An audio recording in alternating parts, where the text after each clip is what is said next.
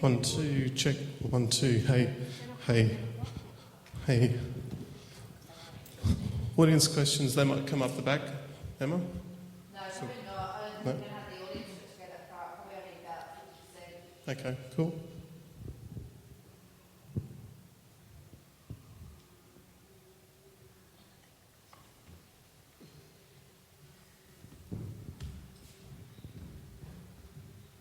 One, two.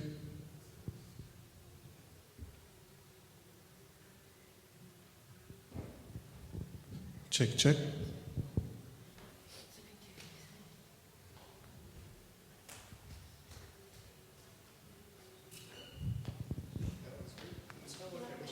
One of these things got a little bit of a ring to it, so I'm just going to turn it up a little bit and find where that changes.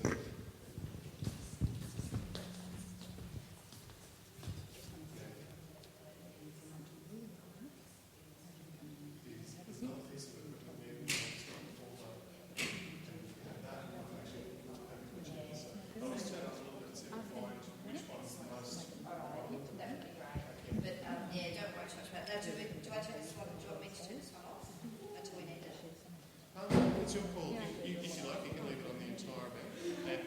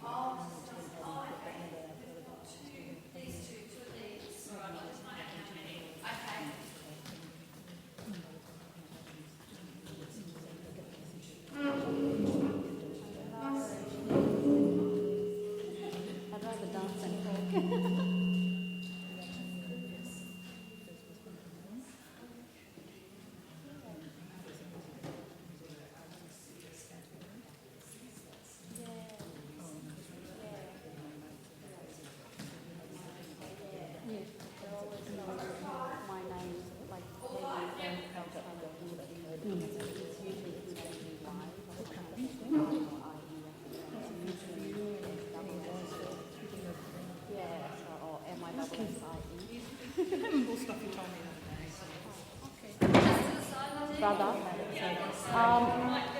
Do you know Billy? Billy who's in the arts industry. Emma? Oh yeah, he's my younger brother. Emma? Oh. Emma, the dancers are here. Oh, we need some room. Move these chairs wherever suits you, whatever's going to you need.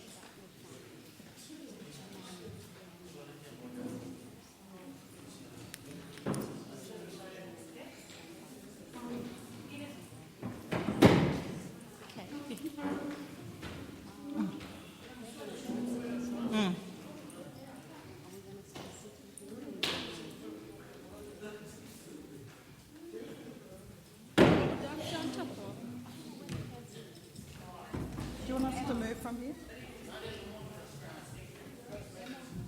Emma, do you want us to move from here? No, you're all good. Yeah, you're fine. Well, we only need 5 chairs, so we should be fine. Yeah. No, but do you want us to move because they'll be dancing here? No, I believe they're dancing here. Okay. Yeah. Well, do they have enough space, Nadine? Do they want to... Great.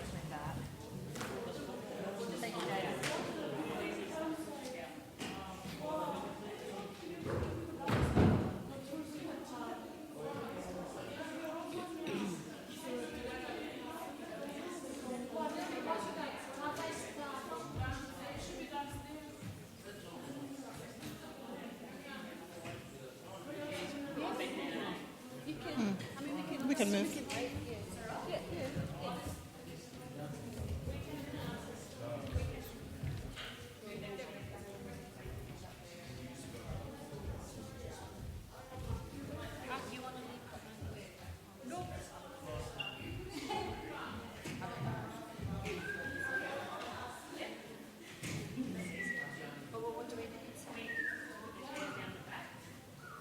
Yeah, we've just done all the sound check to tune all the mics and stuff.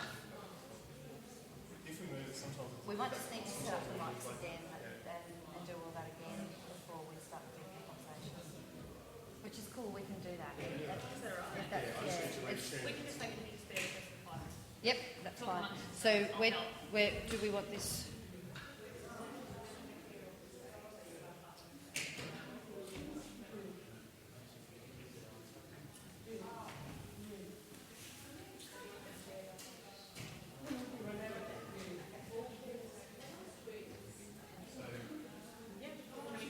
Yep. if you can grab the glasses. Yep.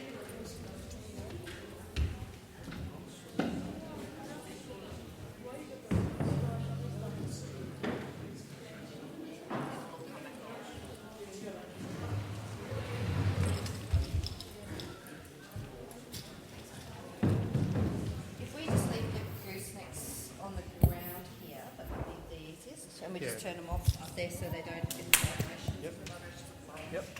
I'll just keep them in the same order. Yep. But yeah, we'll have to turn them off as well. Because they'll be pounding. I'll turn them off. Lovely, thanks. So it's dancing first. It's dancing. I mean, the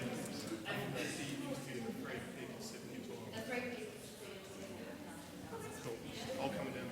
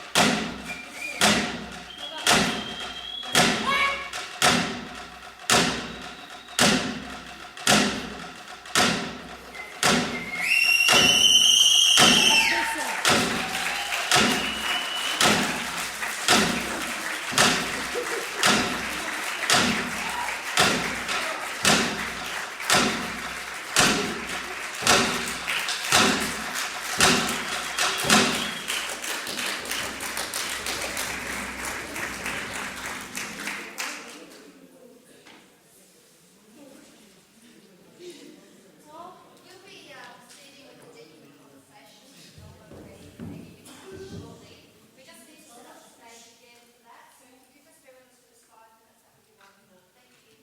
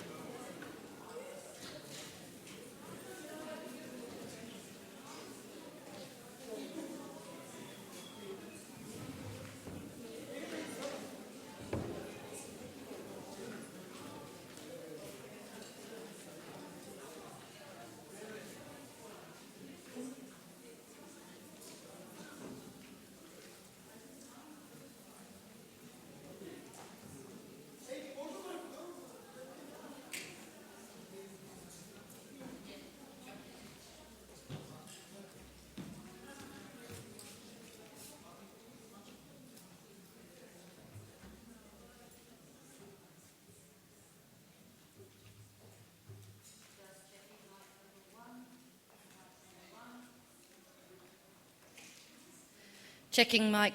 Yep, that sounds really good. Thank you. Just checking mic number 2. That's good. Just checking Bridget's mic. That's great. And checking my mic. Perfect. Thank you.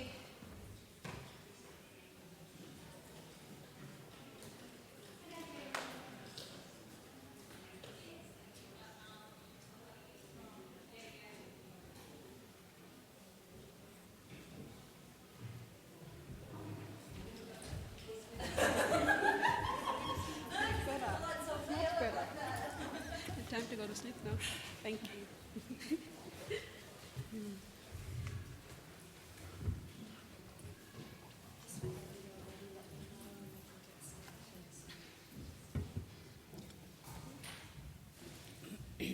It's in my water. Okay. That's mine too. One year now. Every year come out. All right, yeah.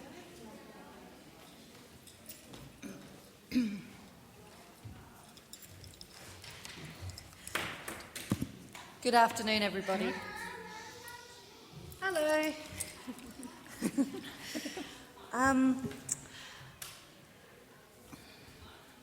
My name is Emma Spellman. I'm the events manager here at the State Library of Queensland.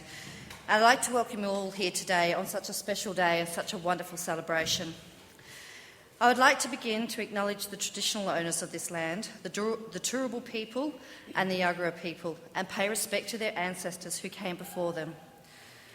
Today we are very proud to present an In Conversation with Elma Kris and Peggy Misi, exploring the creative process that is required to create a new work with a focus on Torres Strait Island culture and the access of Torres Strait Island culture for audience members through contemporary and traditional dance forms. I would like to welcome Bridget Garre to facilitate this exciting discussion. Bridget is a Torres Strait Islander woman who has family connections to Murray Island. She is a highly motivated woman who leads a busy life as a business trainer and coach. Bridget is currently working with Aboriginal and Torres Strait Islander communities across Australia with a particular emphasis on micro-business and community enterprise.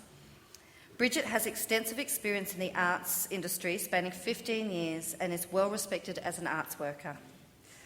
Joining Bridget in this afternoon's discussion is Elma Kris. Elma was raised on Thursday Island in the Torres Strait. She is a descendant of, and before I start this, I want to just state that I will do my best with these pronunciations, but forgive me if I get anything incorrect, with the Wagadagum, Kuragog, Spinagur, Jeraba, Kai Dagai, Buai, and Western and Central Islands of the Torres Strait.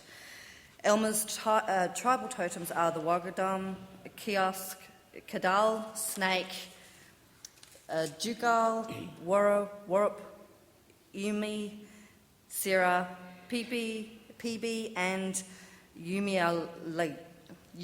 Alag. Her language is Kalagu Yoi, Kala Kauawa Yai, and Kala Lagao Ya. Thank you, my apologies. After an extensive career in movement and dance, Elma is currently working with Bangarra on her second choreographed production titled About. Also joining us today is Peggy Misi. Peggy is from Mabuag Island in the Torres Strait. She is a descendant of the Wagadungum tribe and associate of the Panai Sipi Ngor clan. Thank you, Peggy. Peggy, like Elma, has had an extensive career in movement and dance and has recently worked with Elma as a cultural consultant with Elma's new work titled About. Peggy's life ambition is to share her culture with all those who are interested. She enjoys conducting workshops with children. Her inspiration comes from seeing her godchild Patrick dancing at an early age. It shows her that culture will live on. Before we start, may I please remind everyone to switch off their mobile phones and to also use the back exit at the top of the stairs there to leave during the talk, just to ensure that we don't interrupt anybody across from the front. We are audio recording this talk for the library website, so if you have any questions or concerns about that, please come see myself or one of the staff members. Following our conversation part of this event, there will be an opportunity for audience questions, so please, if you could hold your questions until that time. Please join me in warmly welcoming Elma, Peggy and Bridget.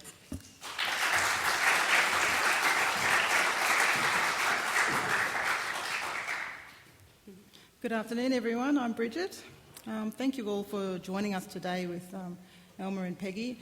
I've had the pleasure of getting to know these ladies over the last couple of days, and I've got to say they're two of the most inspirational and amazing women that I've ever met, and they make me proud to be the Torres Strait Islander woman sitting up here next to them.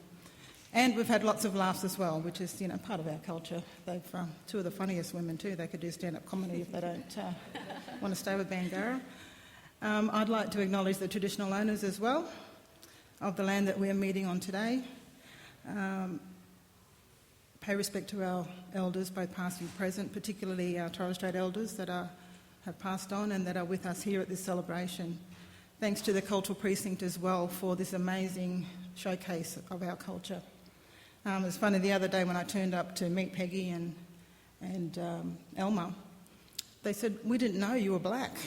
And I said, "Yes, I'm one of you."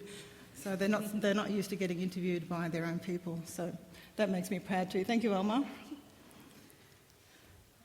Thanks to Nadine and Emma as well for your continued support for all of our cultural events at Kuruldagan. I just want to start with the girls introducing themselves and also what dancing meant to them. They told me some hilarious stories the other day of what dancing meant to them growing up and how they've got to this point. So do you want to share those stories with us, Elma? Well, firstly, dancing has always been a cultural thing, especially when you're young, especially when parents start to sing song and dancing, so you start to mimic them from starting as a young child, probably around 7 or 8 years old, and that started to grow in that age. But when you introduce other dance, it's something different again. It takes you away from the traditional dance, and you had to go into another different kind of type of style dance, which has now become a contemporary. And for me, it was so different to be able to have discipline in dance as well. Culturally, we would straight away take it from the parents. But when you come into the white man world, it's so different because we're shy, because we feel uncomfortable because she's got a different color skin from our people. So for me, it was like, wow, so this white person is teaching another dance technique, which is so different to my people technique. So, and the clothing that you had to wear was so different as again. And, you know, for me, myself, I was a shy person, which is I probably still am now, and trying to find that confidence to build the culture and the confidence to be able to bring everything out again, and remembering the past of what my journey was from the child and now where I am sitting today. So obviously going back to that dance again, every time when I see something on television, I copy, because there's nobody around you. You get to picture what's moving in the television. So if Michael Jackson gets on, I'll copy Michael Jackson. So that's the different technique again. And so when I see the live traditional dance, I get to see it live. But when you see it on the screen, it's so different because nobody around you, you can mimic and be comedy at the same time, because you can't get actually what Michael Jackson does. You know, and so when I was watching Australian ballet dance on the television, that's another dance technique again. And it's like, well, that doesn't look like Michael Jackson. So it looks like different. You have all this opera music, different music, and you see these ladies jump up and down. And it's like, what kind of a jump is that? So different to our traditional jump. So I mimic that as well in the lounge. And so nobody's around, but my parents were sleeping at the time too. So I had that chance because everything was quiet and they had their day rests. And so I decided to copy the ladies jumping ballet. And I was like, wow, this is unique. So I try and jump on the lounge, but the floor was a bit wooden, so it kind of shook the house a little bit. And then I didn't hear my mom walking down the corridor. She got up now. I think she must have wanted to go to the toilet, but she heard noise at the lounge. So, and she stood there and watched me jumping in front of the television. And she said, "What are you doing?" And I said, "Oh, ooh." And I said, "Oh, sorry, Mom." And said, "What you doing?" She said in a broken, "Wanim you make him." And I said, "Oh," and I said to my mom, "Oh, no, I'm watching television. I watch them white people here dancing." And she said, "Oh, them are no rubbish dance," meaning they no good dance. It doesn't mean anything to her, because I probably disturbed their rest, because I got excited because that was, you know, something moving in the television, so I mimicked that. And so, to me, everything's so different, but you get inspired by another technique dance.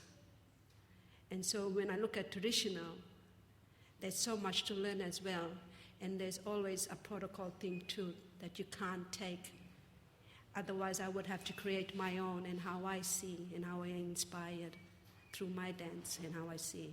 And obviously to be able to set the language into that dance as well. It could be a song, or it could be just a story. Thank you, Elma. I don't know about being shy. I know, that's because when no one's around. And Peggy has a very different story. So do you want to share, Peggy, what you experienced when you grew up? Yeah. Well, I grew up on Mabiag Island in the western Torres Strait, and I do speak Kalalagauya, and I understand Kalakauya as well.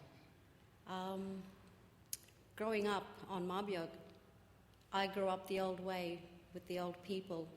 So in those days, being young, you'd have to sit with them and to understand what they're talking about and passing on the language and the culture to the young people. Like right now, just jumping a bit, as for today's generation, I've seen that young kids don't actually sit with the elders anymore and wanting to learn about the culture and about dance. But as for me, I guess I'm very lucky, and Elma as well, growing up with the old people, we took all that in. And then when I was in TI, I grew up, went over to Torres Strait Island, I grew up there, went to school, and then I came down to Cairns. And I've always wanted to dance, but a different dance as well, because I grew up with the cultural dancing, the island dancing, because my family we have our own dances and our own songs, which has been through my great dad and my big brother. And they've all passed on, but the language of the dance and the dances have been passed down to us. So I guess I'm very lucky to have that, to be able to have that, what my brother and my dad has passed on to my family, and having that knowledge to come down to Cairns and then coming down to Sydney, because I wanted to explore dances as well as Elma. I saw dancing and I was like, oh, that's different, because I grew up with the cultural dancing and me as well wanting to explore different dances, different techniques. And I asked my family in Cairns, can I go down to Sydney? Because in Sydney you have to audition to the dance college. And they didn't want me to come down because I suppose in the Torres Strait you're very close as well with your families and they don't want to let you go, and because you're young they say, oh no, it's a big city, you're going to get lost, you're going to do this, you're going to do that. And I said, no, I'm going down there to dance and I want to do it. And if I set my mind to it, I'll do it. So I went down to Sydney for 4 years. And finding out we had to learn ballet, modern, jazz, all other different techniques, traditional dancing from Aboriginal communities. That's what got me interested as well, because I've known island dancing most of my life, and to learn other cultures as well, which was really interesting. And we got to travel to that community to learn the dances there, to the Aboriginal communities and to the Torres Strait Island communities.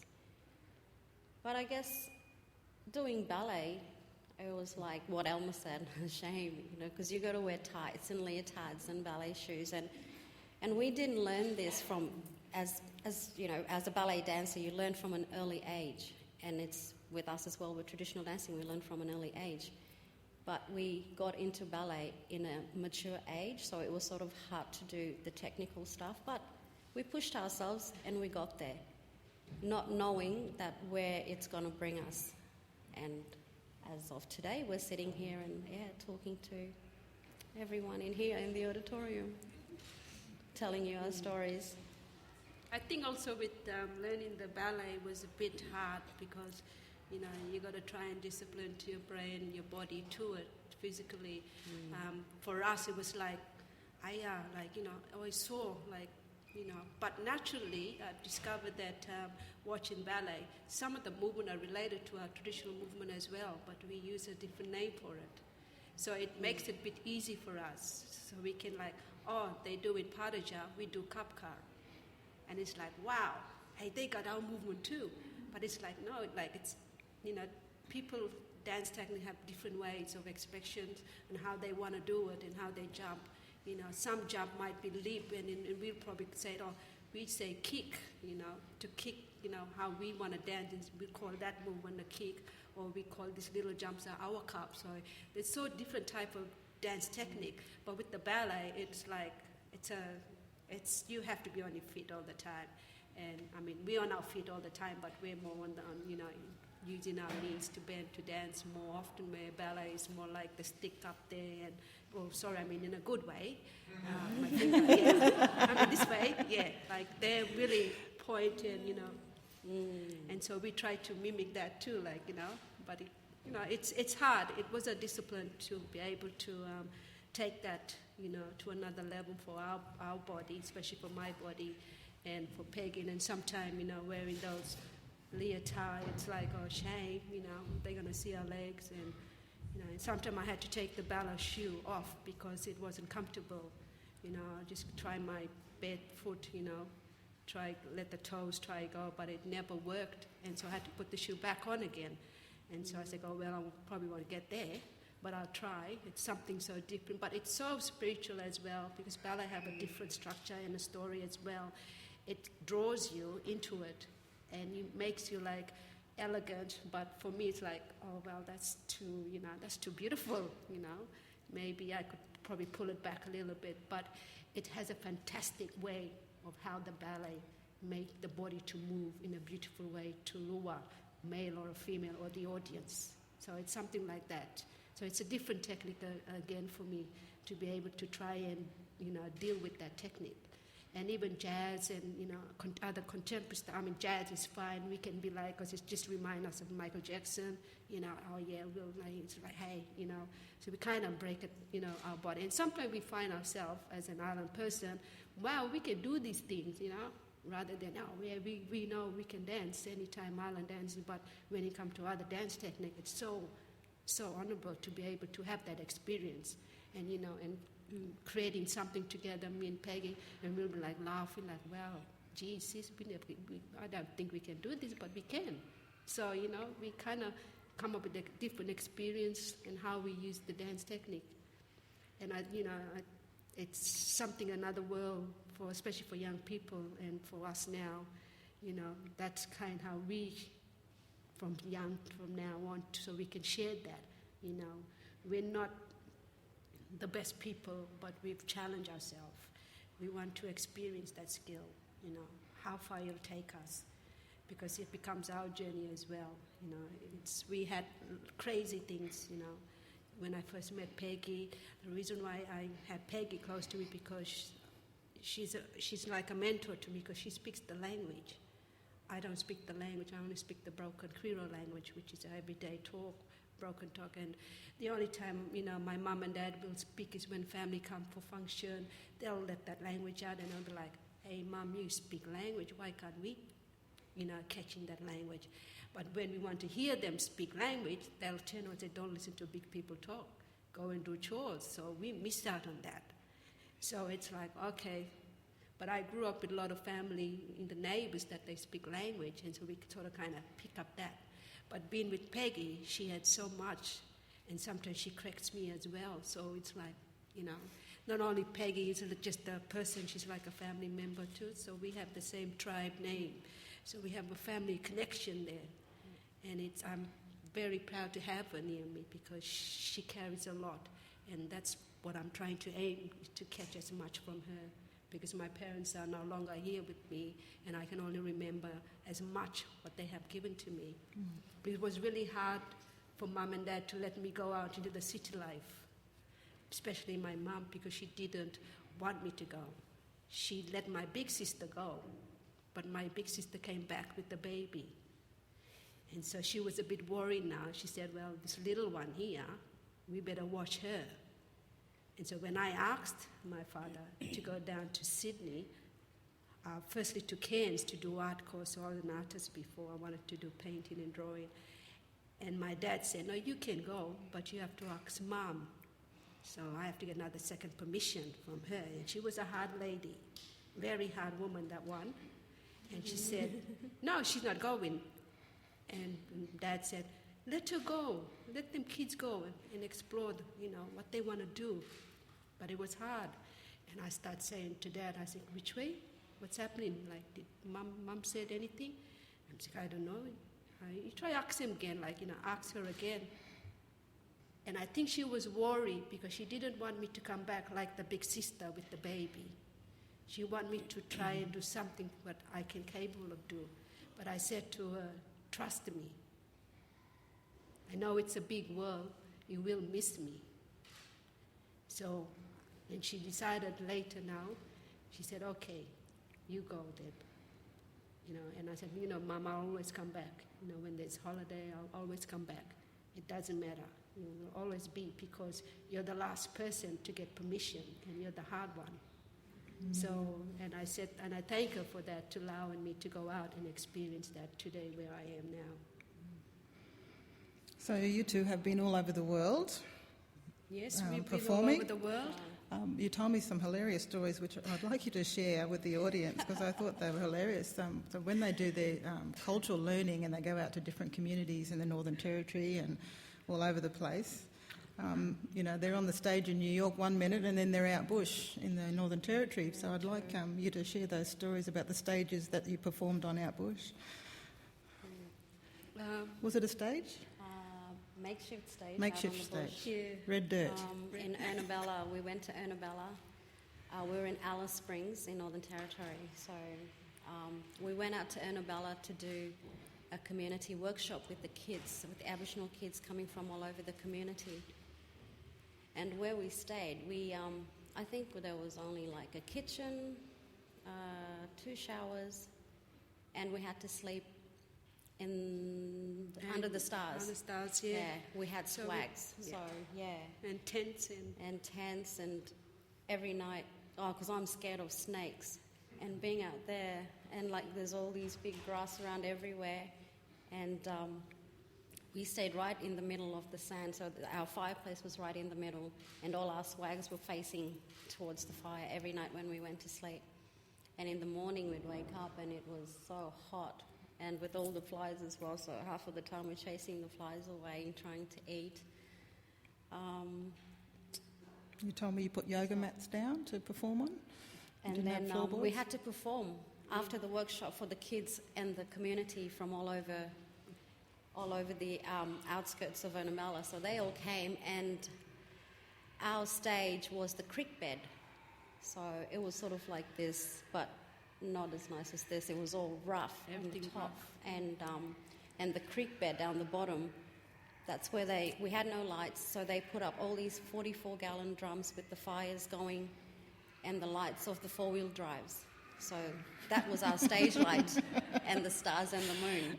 And we were, half of the time we were searching for our costumes, and our dressing room was at the back. The girls on one end and the men on the other end. And Elma and I were freaking out from spiders now, and then snakes as well, and holding each other's hands, going into the dressing room at the back of the tree. They just put a big cloth so where we could change.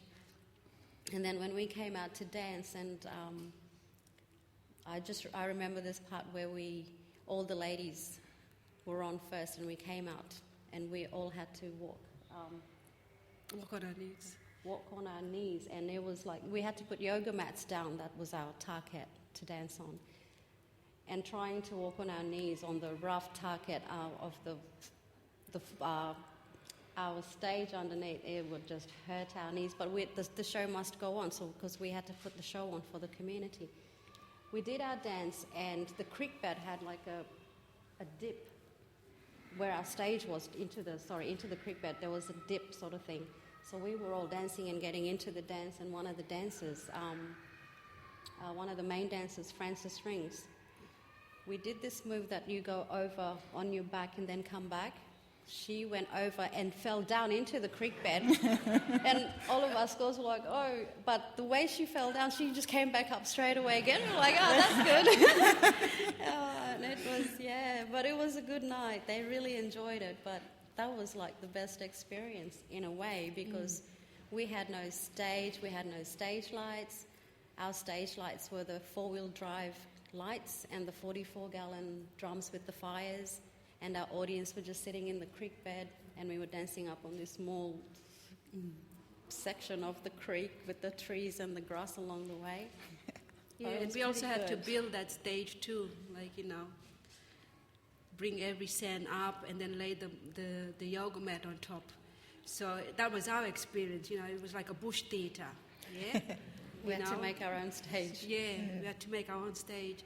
And like when Frances did that mistake and fell down, and all the audience was like, all the community, they were like, whoa, they were going then. But we knew what was going on, but we kept going, So that was like, wow.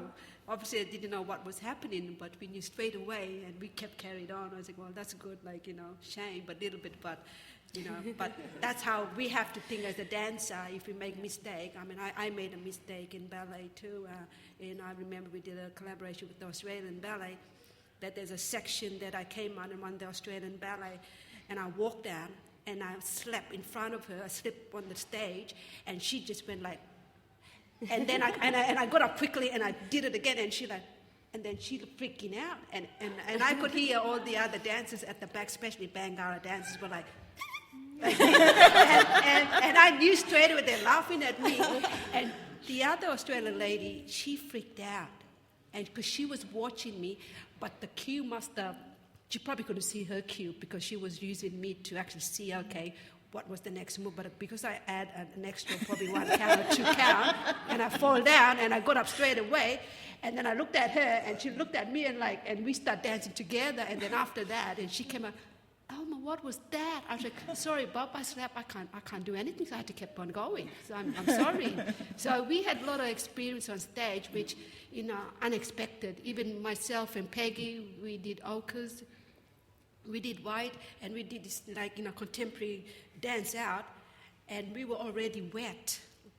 And because it was a quick change, and I think I was at the front of you, or you were behind. You're on the left. On the left side, and I grabbed her, and we did this like a cup car thing coming out, and all of a sudden, I slept and I grabbed her because we were still wet, and I pulled her down, and she said, and she tried to pull me up, and I tried to pull her down, and then I jumped again, and then we kept on going, but we were laughing, jumping all the way, and we got up, and we just cracked up. I said, I'm sorry, Sissy, I don't know what happened. And she said, no, it's the pain, we're still wet.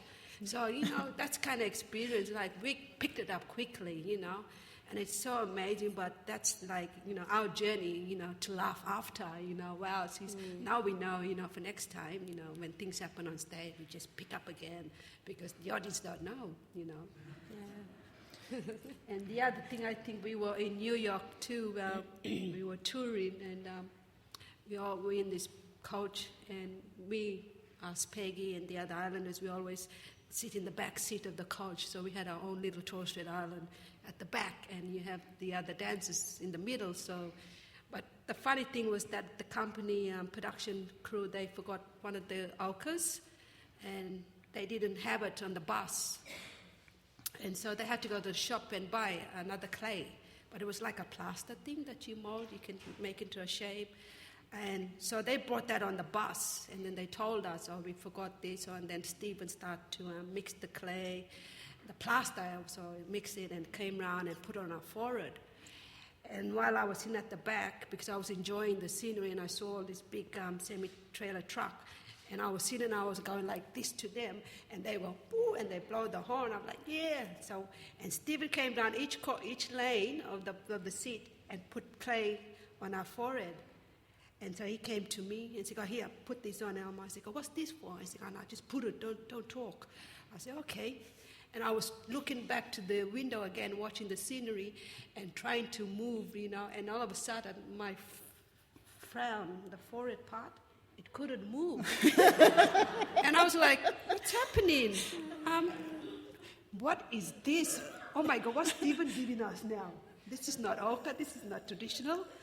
And then we all start feeling now, it starts to get hard. So what's happening? Is this going to get off? So we tried. It's so embarrassing. And we said, Stephen, what is this?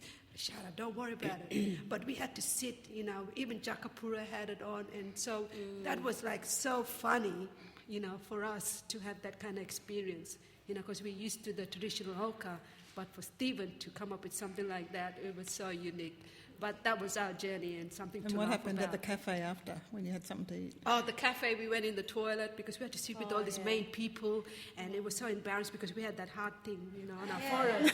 And it was like, oh, we better go toilet. And then we start to scrape it, like, oh my God, they're going to... stuck to the hairline on in the top hairline, as well. it's like, what's your going eyebrows. on? Yeah. And so... But it's, it's something that, it's a memory thing, for us dancers, we had fantastic, as a dancer, you get to find your own journey in, when you're on tour, you do crazy stuff, but, it's a good laugh. Sometimes we have bad times, okay, I don't want to talk to you. But in the end, everything is just beautiful in the end, It's a journey, especially for me, myself, and Peggy. We come from the island, we go to another world we never see. We only see it on the television, And we go back to our people, and they say, "Oh yeah, you've been in the world." I said, "Yeah, my dear.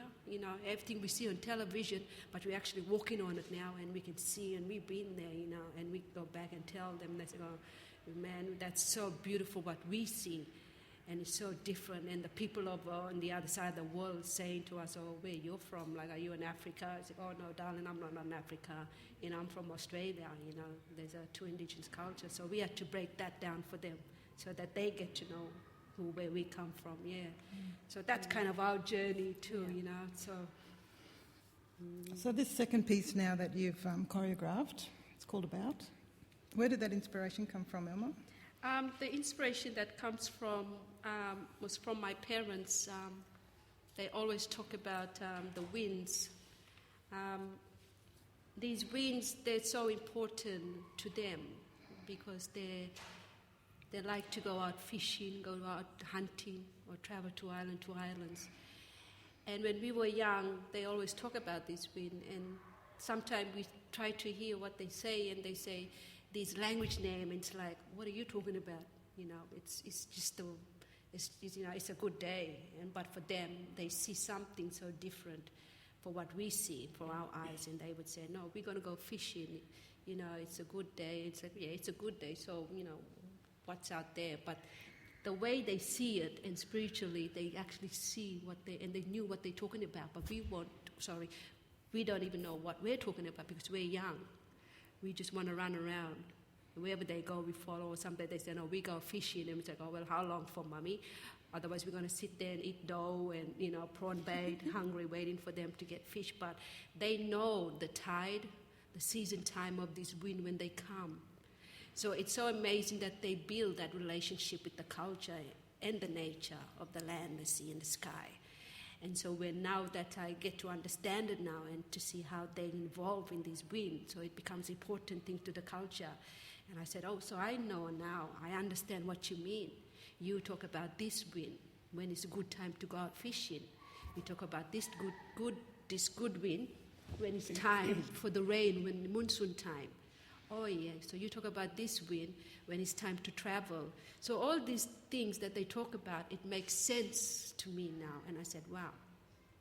But through all this, you had to go through the protocol again to talk to elders about, because things that come through the constellation of the star again to show when the wind going to come in a season time. But for me, I felt like, I wanted to look at their character and how they merge into the Torres Strait Island, and how they play with the land, and how they, paint the sky, and how they make the sea moves in different ways. So it's like one wind would be the cold breeze, one wind would be the calmness or the stillness, like the Dead Sea, nothing moves. You just see lovely calmness, the colors just bring out when the sun comes up. It just brings the rays out, and it fills the colors on the sea.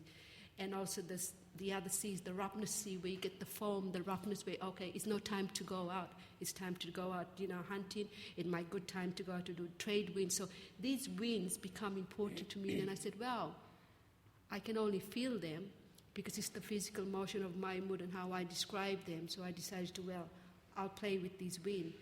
And creating the work, it was hard because they were playing with me too at the same time. Okay, when do you come from, north or west or east or south?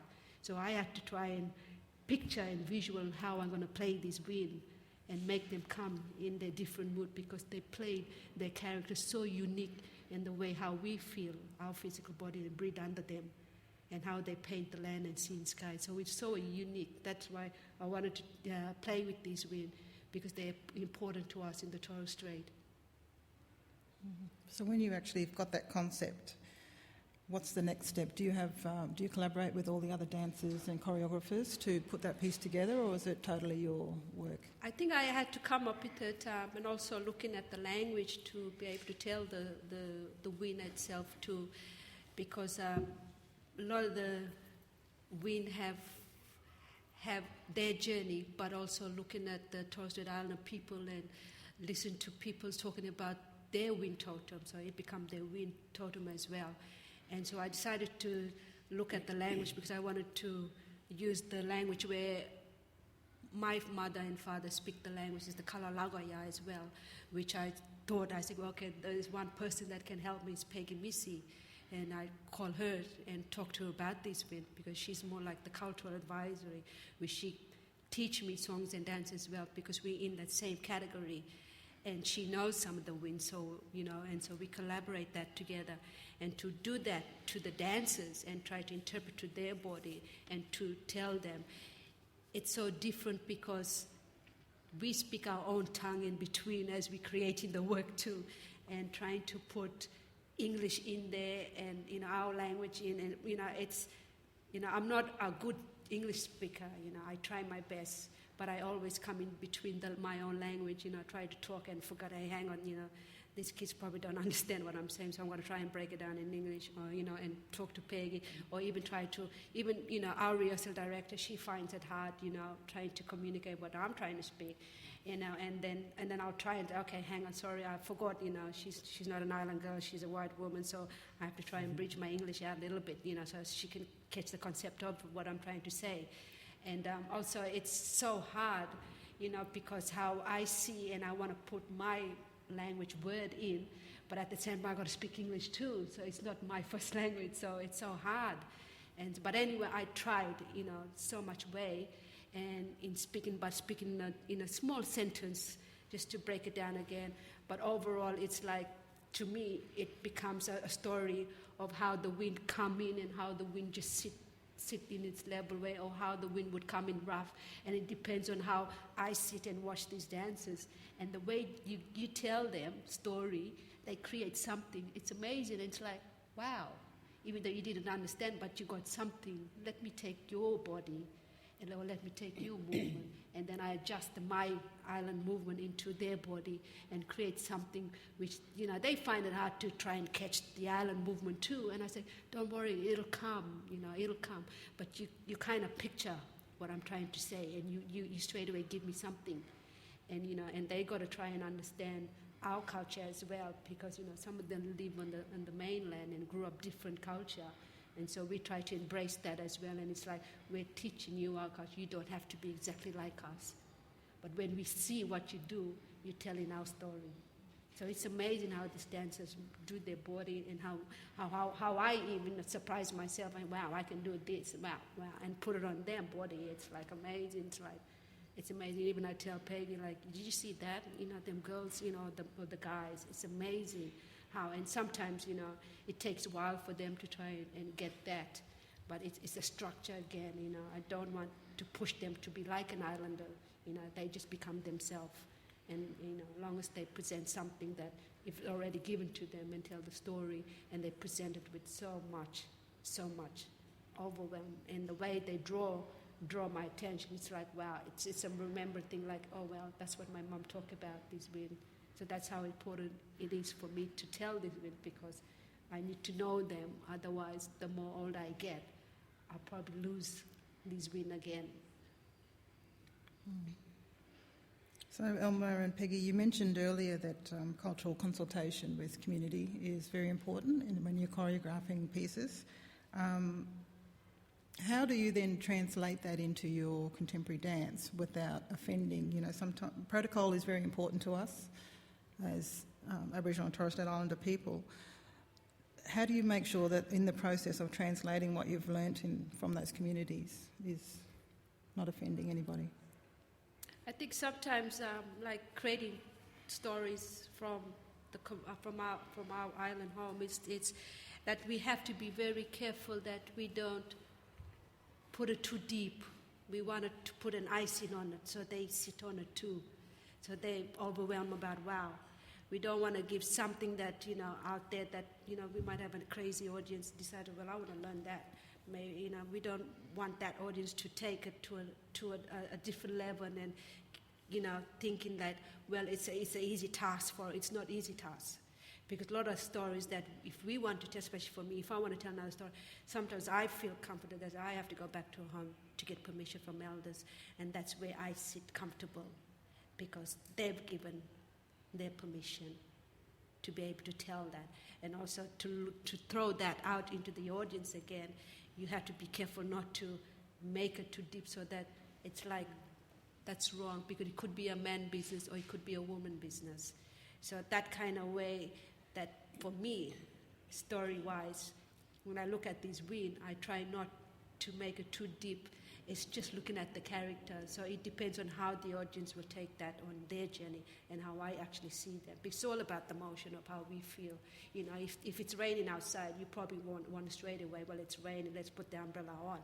You know, but there's a purpose, there's a reason why the rain comes, because it could be the monsoon time for it. It's the season time it comes. So obviously we have to think about how we set our story so that it doesn't offend our people in a disrespectful way. So we have to put it in a good way, but in a respectful way, and also using the right language to it to describe the story of it in that one area. And also, you know, I don't know how you feel that how you know, because we use the Kalalagaya language, which Peggy speaks, which, you know, obviously she creates her own language, and it's so amazing, and she puts upon it on this work that I've done. It builds another level again, and even though she's given me language to speak, and it's like, well, thank you, sister, you know, I've always wanted to speak the language. So there's things that we have to really be careful with language as well, so it has to fit with the story. It doesn't, if one language doesn't make sense, then it doesn't mean what she's talking about. So we have to be careful with what we say, you know, in the piece. So the language sits and flows with each of these stories that we are telling in a contemporary dance especially. I think one of the amazing things that I picked up from Elma the other day is that she said that when she used to watch the ballet on TV, she'd see these women in heavy pancake makeup and false eyelashes, and she thought, do I have to do that as well when I go to Sydney? Because she doesn't wear makeup. So when she came to Bangarra, she said, I'm not doing that. I'm not going to be like that. I want to learn that dancing, but I want to be myself and be true to myself. And I think that's really credible to Elma and how far she's come. So staying true to herself.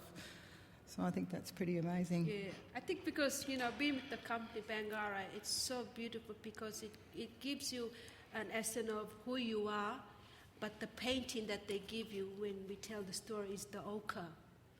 That's the makeup. It brings a different person out of you. You don't come to see Elma, you come to see the story of what we are telling because of that makeup. It's not that eyelashes or the makeup that you put to look beautiful, no. You destroy another essence of it. So through Bangarra on my journey, and I've watched this dancer putting makeup, and they keep telling me, are you going to put makeup? I said, why should I put makeup when I'm going to put red, yellow, white, and if I'm going to run around a quick change, I've got no time to sit in the mirror and put that on. I just put that. That's plenty. That's plenty. That's my makeup because it's bring another story out of you to be able to dance and mimic what story you're telling. So that becomes my makeup. And most of the time, you know, my makeup would be Soberlin cream or Nivea cream, coconut oil. So, you know, that's my makeup. So, yeah, I just want to be, you know, just be natural and just tell the story, whatever Stephen give us, you know, whether it's the clay, well, yeah, I'll go for it. So we have to wrap up shortly, but what's in the future for both of you? Well, I hope that we carry on because, you know, since I met Peggy, we've shared a lot of stories, especially she had shared a lot of stories to me and dance. She taught me a lot of dance, and we kind of create our own, you know, in Sydney, before we finished from as a student, NASDA, where we learned how to dance, we established our own contemporary dance, which is called Bibir.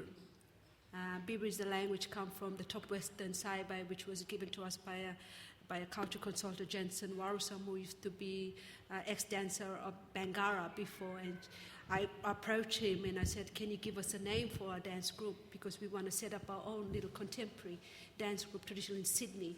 And so that's how we started. And I said to Peggy, you know, you got song and dance, you know, we can come together. Let's share this in Sydney. But at the moment, when we got phone call saying, oh, Bangarra, Stephen Page wants you to audition, and it was like, what? And so it's like, oh, no, I don't want to be in there. Because as a student, I was watching Bangarra show, and the way how the ladies tell the story was so beautiful, and I said, I can't do that. But, you know, but then again, remember why I'm learning dance. That's the part of it, you know. Maybe I can do it. But anyway, he came to Nays and said, I want to see you dance now, the audition. And I said, oh, shame, maybe, well, I'll try. So I did try audition to him. And then the next day I got a phone call saying, well, we want you. And I reckon, oh my God, I'm going to be in that company. Wow, I don't know what Stephen's seeing in me, but I'm going to try anyway. I did my dance training, so I'm going to try and utilize this technique to it. And then I told Peggy, I said, Peggy, I'm going to be in Bangarra. That's that company did fish. I said, well, I don't know how I'm going to move, but I'll try. And then she got called again, and Stephen called her and said, oh, you're going to be part of the company as well. And when I saw her, she said, we start hugging each other and said, we're together again. But we kind of stuck all the way through the company. And the reason why, and I think Stephen probably sees something within us, because we were the only Torres Strait Islanders, strong woman. And we had other Torres Strait Islanders as well with us. But because we wanted to learn the culture, our own culture, and we go out doing workshop, we're the only one can speak, talk about Torres Strait culture, but we can't teach the dance to people because we have to get permission. But we would create our own song and dance and tell that in our way for children or for, because people want to learn Torres Strait culture and we can only talk about it. We can't say, okay, we'll do Dali dance, and it's like, well, hang on, I didn't get permission, but we had to call back home and get permission to tell this thing so that it allows that we get permission from back home as well to be safe on our side because we are far away from home. But with Peggy, she created her own song and dance, and we take that on board ourselves because we already created in our own ways to be able to tell that. So it was kind of a good journey for both of us, and I don't know how far we're going to go with this, but hopefully we might somewhere, even Peggy, when she did a show with Bangarra, she said, oh, what did you say when you said to Stephen, or we'll see, or it's a dream or something, Something like that. For when I created, I had a collaboration with Stephen in Corroboree. I had the turtle and we had Corroboree, So that was the first collaboration with the Torres Strait, which myself and Stephen choreographed together. And now, because I've left the company, I'm back in Cairns again, and Elma's still on that journey. And she's collaborated with Stephen in her own work, which is showing here until next week. It's at the Playhouse Theatre, and I'm very proud of her, what she's achieved throughout that time we've been together. And hopefully we'll work again in the future.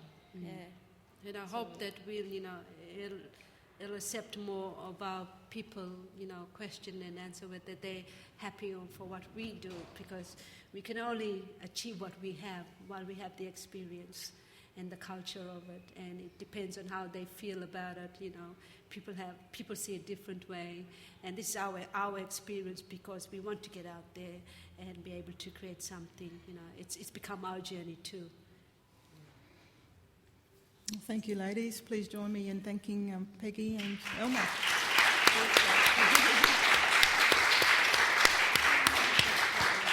We have some time for audience questions if you'd like to ask the ladies anything. We have a roving mic as well.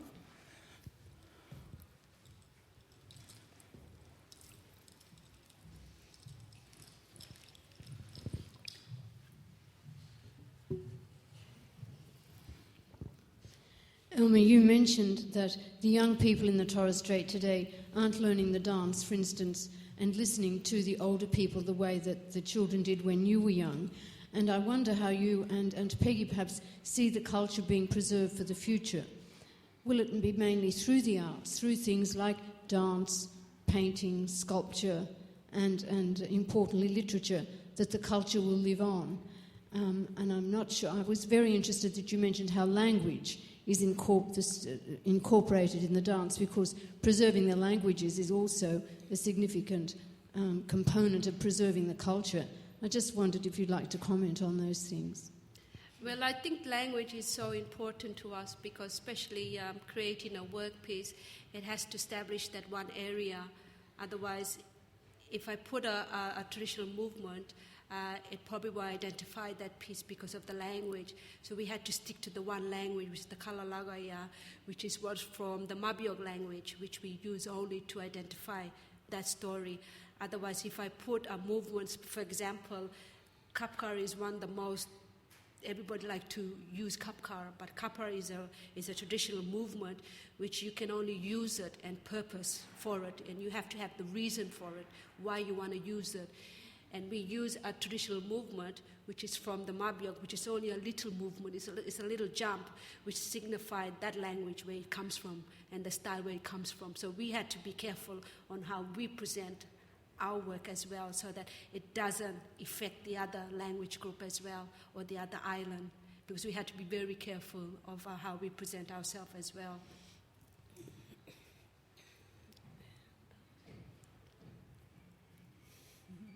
Any other questions?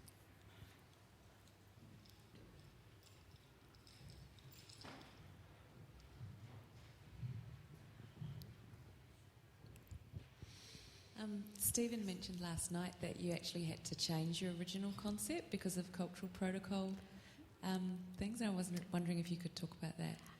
The first work that was supposed to be which I was inspired by the Saibai people in the top western region, which it talks about how the myths and legend story of Margaret Lowry, the storybook, which inspired a lot of the stories, the children's stories, and how other, the bigger stories of the legends, of myth and legend story, which it captured me because I read that book when I was in primary school, and now become a woman now, and it's like, wow, this is fantastic. How can I put this in a contemporary? But to do that, I had to go back to the top western region island, Saibai, to ask them to be able to use their story in a contemporary in dance. So that journey went well up to a good month. But down the track, they called me back and said, don't go ahead with it. And I think a lot of family has passed away down that journey, because we can't go up there when there's a funeral happening. So, because some of the elders are part of that as well, which I went up and approached them about asking permission to tell their story. So I can't go in that area when they're actually in that morning session.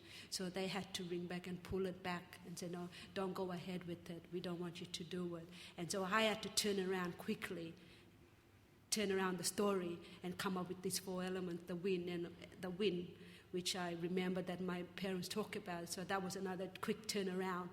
So it only took me that week to quickly turn it around, and then presentation on Friday, and it was like, and for me it's like, wow, I couldn't believe that I did that quickly, because then I flew up to Peggy and tell Peggy about it, Sissy, I need your help, I want to do this win, so maybe you can help me out with the story and help me, support this.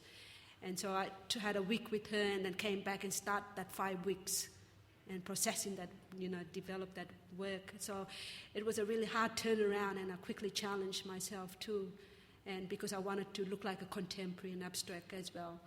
So that was a really hard one, yeah. I think, it's like, dancing, I made a mistake, so I turned it around quickly, yeah. Any other questions? Okay, thank you. Thank you.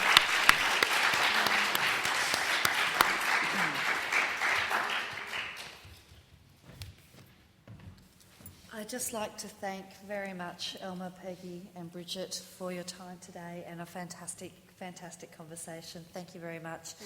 The audio cast of this will be up on our website within the week if anybody would be interested in hearing anything again, or certainly sharing it with your friends.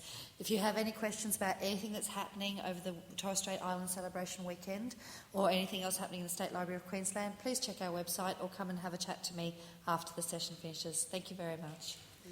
Thank you.